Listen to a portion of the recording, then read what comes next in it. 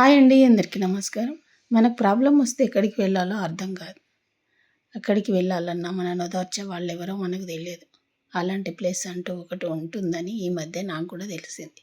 కాకపోతే నాకేం ప్రాబ్లమ్స్ లేవండి. ఉన్న వాళ్ళకి మాత్రం యూజ్ అవుతుంది ఈ వీడియో. తప్పకుండా చూడండి.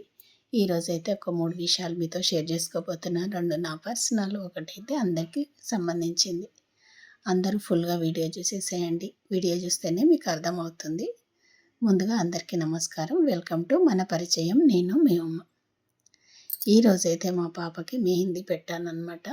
నిన్నైతే ఆకుకూరలైన దగ్గర మెహందీ కొనుక్కొని మార్నింగ్ రుబ్బేసి, మార్నింగ్ బ్రేక్ఫాస్ట్ తర్వాత అన్ని పనులు అయినాక తనకైతే ఇలా మిక్సీ జార్లో వేసేసి అందులో కొంచెం చింతపండు, కొంచెం వక్క వేసి రుబ్బేసి పెట్టానన్నమాట. వక్క అనేది నాకు తెలియదు, ఏదో యూట్యూబ్లో చూస్తూ ఉంటే కనిపించింది. సర్లే యూజ్ అవుతుందేమో, మనకి రెడ్గా అవుతుందేమో అని చెప్పేసి ఒకసారి ట్రై చేస్తే పోలే అని చెప్పేసి వేసాను అనమాట. పర్లేదు, రుబ్బుతుంటేనే మనకు అసలు మిక్సీ జార్లో వేస్తే చెయ్యి పెట్టము, అయినా సరే కొంచెం తగిలినందుకే చెయ్యి రెడ్గా అయిపోయింది. ఇంకా తన కాళ్ళకు చేతులకు పెట్టేసరికి పూర్తిగా రెడ్గా అయిపోయింది. ఒక చెయ్యికి మొత్తం నేనే పెట్టేసుకున్నట్టు అయిపోయింది అనమాట. మనం పెట్టుకోవాల్సింది ఇంకొక చెయ్యికే కదా. నిజంగానే తనకైతే 2 చేతులు 2 కాళ్ళకు పెట్టేసిన తర్వాత నేను ఒకటే చెయ్యికి పెట్టుకున్నాను అనమాట. ఎందుకంటే పెడుతుంటే చెయ్యి రెడ్గా అయిపోయింది.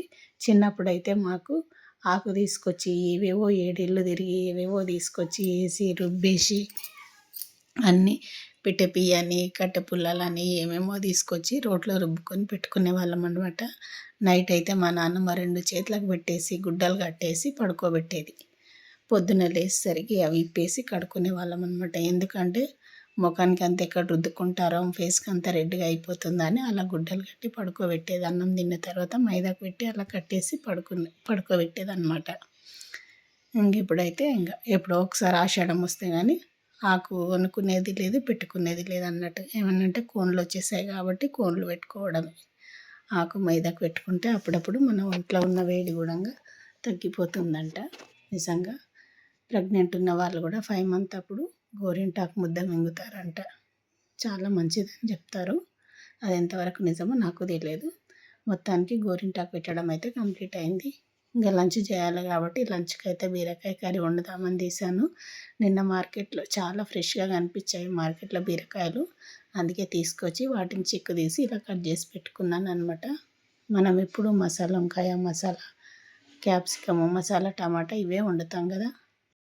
ఈరోజైతే బీరకాయ మసాలా అయితే వండుతున్నాను. సింపుల్గా ఇలా కట్ చేసి పెట్టుకున్నాను అనమాట. తర్వాత ఇందులో కావాల్సిన ధనియాలు, జీలకర్ర, అలాగే పల్లీలు, కొంచెం కొబ్బరి, కొన్ని నువ్వులు ఇవన్నీ వేసి పచ్చిమిర్చి, కారంకు బదులు పచ్చిమిర్చి అయితే వేసేసి కొంచెం చింతపండు వేసి మిక్సీ పట్టేసి పక్కన ఉంచుకున్నాను. ఇప్పుడు కుక్కర్లో వండుతున్నాను, త్వరగా అయిపోతుందని. బీరకాయ త్వరగానే ఉడుకుతుంది, కాకపోతే ఇంకొంచెం ఫాస్ట్ కావాలి కాబట్టి అని నేను కుక్కర్లో వండుతున్నాను. పోపు పెట్టుకొని అందులో ఆనియన్స్, అల్లం వెల్లుల్లి పేస్ట్ వేసి బీరకాయలు వేసేసి కొంచెం సాల్ట్ వేసి కొంచెం ఫ్రై అయిన తర్వాత మనం మిక్సీ పట్టుకున్న మసాలా వేసేసి 2 విజిల్లు వస్తే సరిపోతుందండి. బీరకాయ త్వరగా ఉడికిపోతుంది. తర్వాత తీసేసుకొని కొత్తిమీర వేసుకొని దించేసుకోవడమే. చాలా బాగుంటుంది. తప్పకుండా మీరు కూడా ట్రై చేయండి. ఎలా ఉందో కామెంట్ చేయండి. ఇంకా మీకు ఇప్పుడు చూపిస్తుంది అయితే నేను అక్కడి నుండి అయితే ఇక్కడ మీటింగ్కి అయితే వచ్చాను. ఇది మా ఏరియాలోనే, మా పక్కన ఉంటారనమాట. మా పక్కన అంటే కొంచెం దూరము. ఇక్కడైతే మాది మహిళా మండలి ఆఫీస్ అనమాట.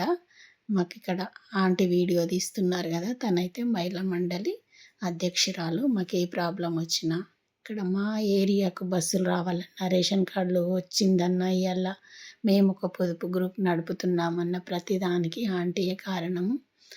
ఆంటీ ప్రతిదానికి ముందుంటారు. మాకు వచ్చి పిలుస్తూ ఉంటారనమాట. రండమ్మా మీటింగ్లకని. మాకు టైం కుదరక, మాకు ఇంట్లో పరిస్థితులు సహకరించక మేము సరిగా వెళ్ళాం, కానీ అప్పుడప్పుడు వెళ్తూ ఉంటానన్నమాట. ఇట్లా నేను మా పక్కింటి వాళ్ళ ఆంటీ వాళ్ళందరూ వెళ్ళి అక్కడ కూర్చున్నాము. అక్కడైతే ఇంకా వేరే వాళ్ళు కూడా వచ్చారు. వాళ్ళు చెప్తూ ఉంటారు. ఇక్కడ బ్లూ కలర్ శారీ ఉంది కదా, అది చెప్తున్న మేడం పక్కన ఇంకొక మేడం, తనైతే మన ఇంటర్వ్యూలలో బాగా కనిపిస్తూ ఉంటారనమాట. వాళ్ళ ఇన్స్పిరేషన్ స్టోరీస్ మనకు కొంచెం సంవత్సరంకి ఒకసారి, 5 సంవత్సరాలకు ఒకసారి సభ్యత్వం ₹2 ఇచ్చి అలా చేసుకుంటామన్నమాట. ఎందుకంటే మనం మహిళలం ఉన్నామని తెలవడానికి దాని గురించి చెప్పారనమాట. తప్పకుండా సభ్యత్వం తీసుకోమని. ఇక్కడైతే ఆంటీ మాట్లాడుతున్నారు కదా, పక్కన పెద్ద ఆవిడని పెట్టుకొని, ఆమెదైతే చాలా ఘోరము. వాళ్ళ ఆయనకు అస్సలు హెల్త్ బాలేదంట. మంచం పైనే ఉంటాడంట. కొడుకు అస్సలు తాగుబోతు, ఏ పని చేయడు. పాపం ఆమె ఒక్కతే పని చేసుకొని భర్తను, కొడుకుని చూసుకోవాలి. ఆమెకు ఇల్లు వచ్చిందని చెప్పారంట. ఇల్లు కూడా చూపించారంట. తర్వాత ఇంట్లోకెళ్ళిన తర్వాతను, ఇంట్లోకెళ్ళే ముందు ఇంత ఇల్లు ఆమెకు తెలియకుండానే అమ్మేసుకున్నారంట వేరే వాళ్ళకు. అలా ఇలా అమ్ముకుంటారంట. అసలు ఎవరు పట్టించుకోవట్లేదంట. చాలా కొన్ని సంవత్సరాలు 2, 3 సంవత్సరాల నుండో 2 ఇయర్స్ నుండి తిరుగుతూనే ఉందంట పాపము. తర్వాత ఇక్కడ తెలిసిన తర్వాత ఇక్కడ మహిళా మండలి వాళ్ళను అప్రోచ్ అయింది. వాళ్ళైతే తీసుకొని ఆమెను తిరిగితే ఇప్పుడు ఆమె పేపర్స్ అన్నీ సబ్మిట్ చేశారు.